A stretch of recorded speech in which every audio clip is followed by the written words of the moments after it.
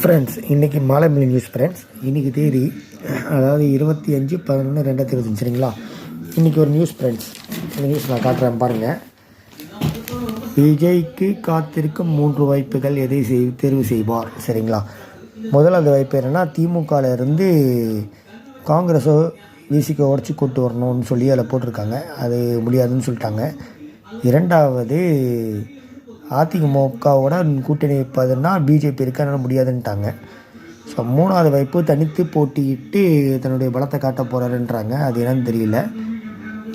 அதாவது எப்படி சொல்கிறது, இப்போ அவர் கரூர் சம்பவத்துக்கு அப்புறம் இப்போ வாயை திறந்து பேச ஆரம்பிச்சிலேருந்து மத்திய அரசை பற்றி அவர் எதுவும் பேச மாட்டுறாரு சரிங்களா. திமுகவை பற்றி தான் குறை சொல்கிறாரு ஓகேங்களா. இதுலேருந்து என்ன தெரியுது, ஒரு உள்கட்டமைப்பு தெரியுது ஃப்ரெண்ட்ஸ். அதாவது இவங்க அடிச்சுக்கிற மாதிரி அடிச்சுக்குவாங்களாம், அப்புறம் அவங்க ராசுக்காக பேசிக்குவாங்களாம். அதை மக்கள் நம்பணுமா, எப்படி மக்கள் நம்பணுமா, அந்த மாதிரி தான் இருக்குது இந்த கதை.